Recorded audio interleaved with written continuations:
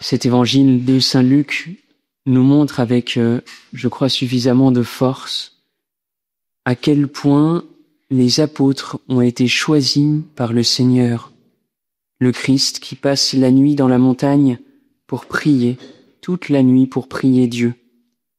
Et le jour venu, il appelle ses disciples et en choisit 12, auxquels il donna le nom, donner un nom, c'est-à-dire conférer une mission, le nom d'apôtre, d'envoyé.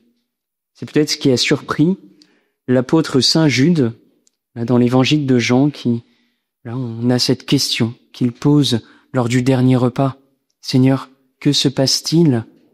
Est-ce que tu vas te manifester à nous, et non pas au monde, à nous?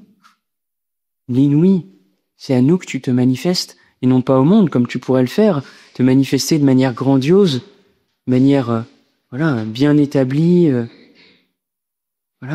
vérifiable par tous. Non, à nous tu te manifestes dans cette simplicité, dans cette intimité, dans cette communion.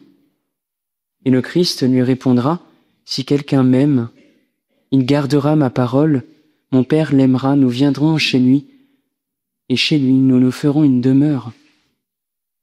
Voilà, le Christ vient pour que nous tissions avec lui une relation d'amour, une relation de communion, une relation où il vient avec son Père dans l'Esprit Saint demeurer en nous.